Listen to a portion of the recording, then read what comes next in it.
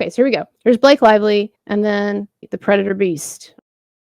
It was absolutely the right thing for Baldoni and Wayfarer to file that suit. It was absolutely the right thing for them to hire Freedman. I just want everybody to remember what people thought of Baldoni. Remember what the narrative on Baldoni was right after that New York Times article came out.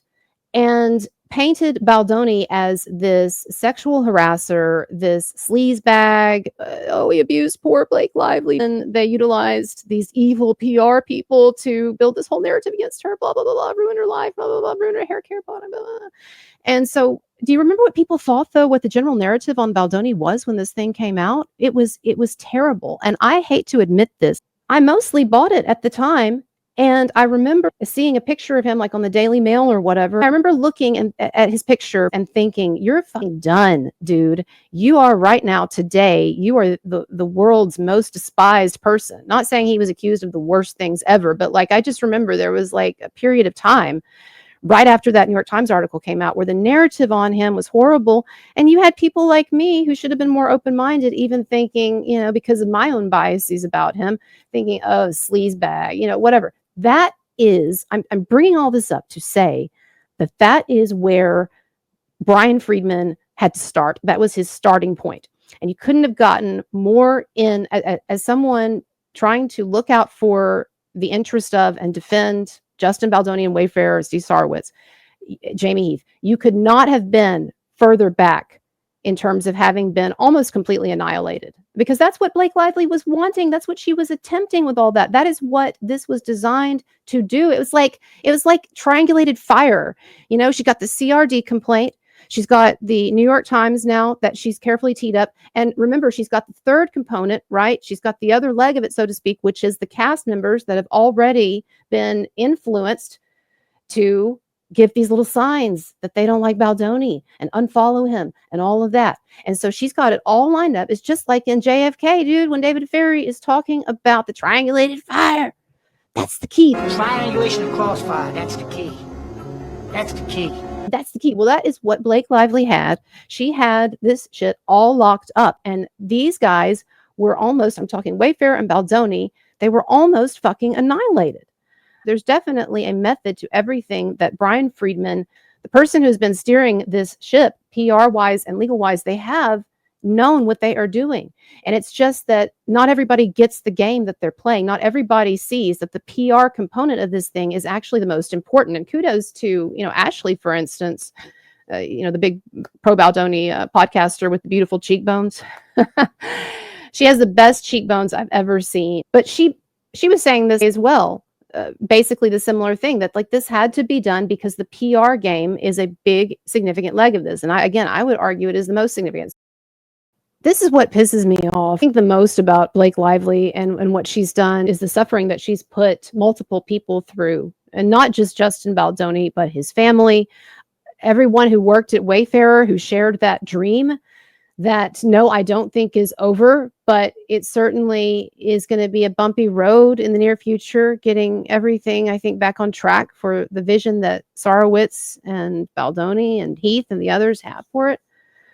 Blake Lively, her attempt to annihilate Justin Baldoni and Wayfarer, her whole plan, it was not just premeditated, it was extensive, and it was reinforced over the course of months.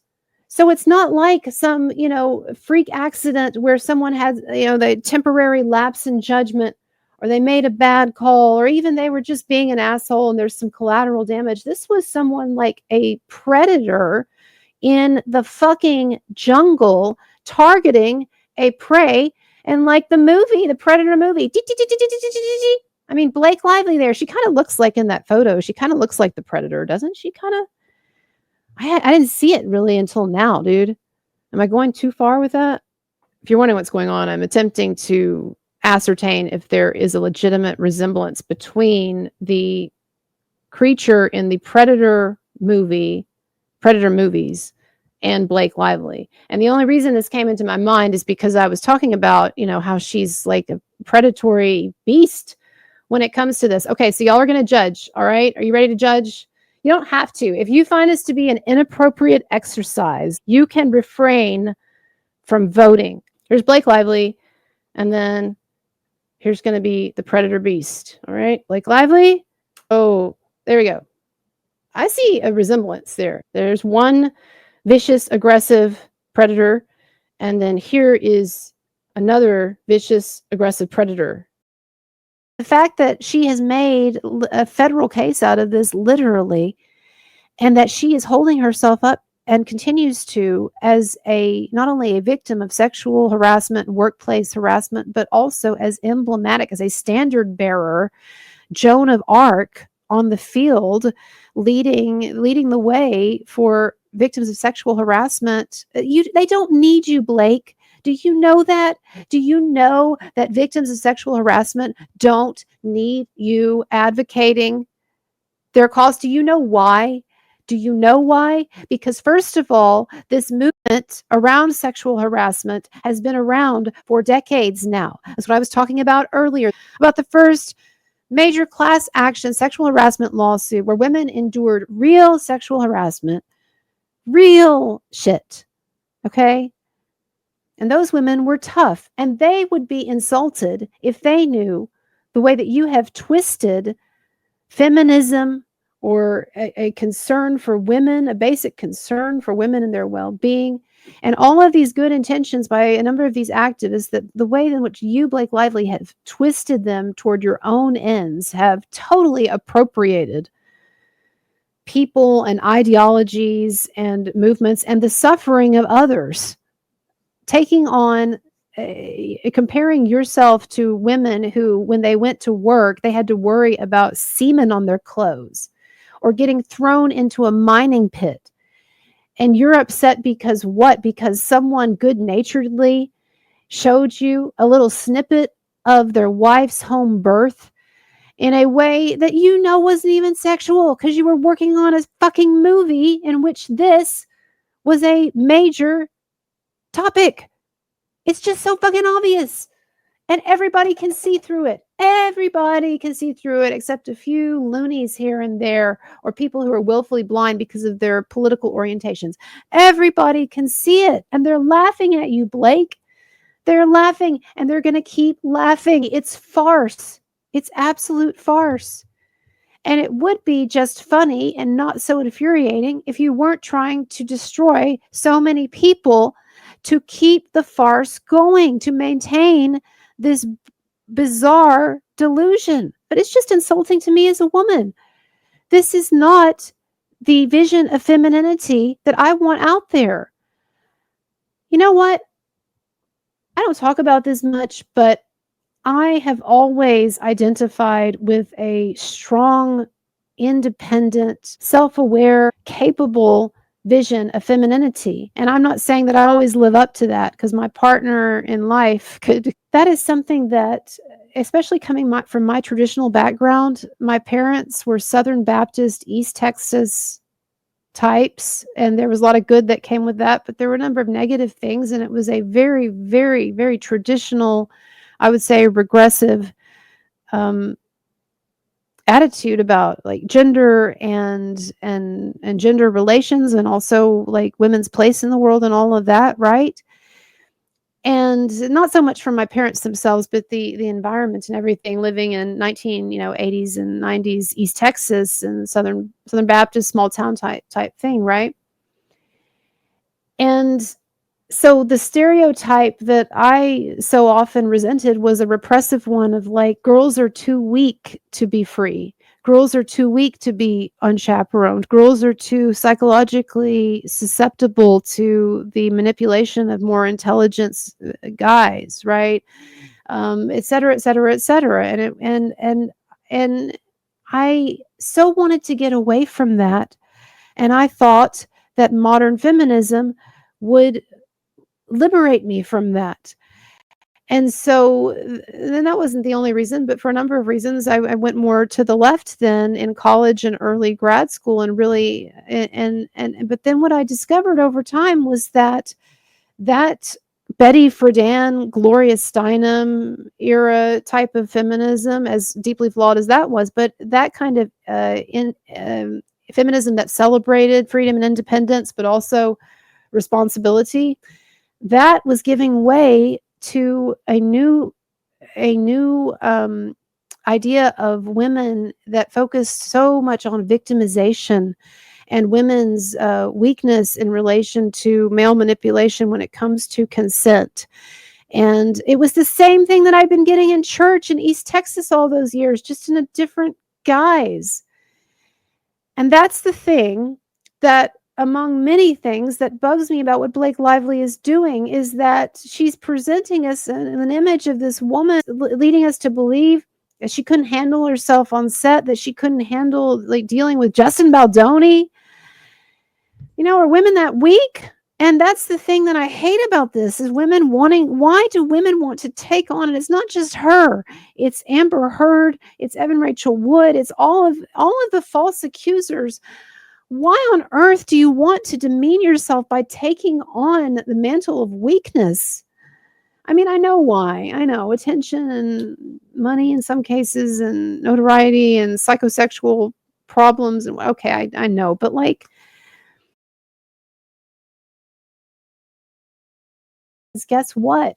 The workplace, especially in careers that are more hardcore or high level, the workplace is a rough environment. I'm just talking about emotionally. I don't know who came up with the idea that someone was not supposed to feel uncomfortable when they go to work, especially if we're talking like at Blake Lively level, where you motherfuckers are being paid millions of dollars to do this shit.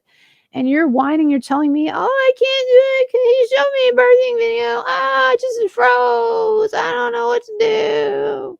Come on. I'm just tired of this shit. I'm just tired of it. And it's like what she's talking about here in this book.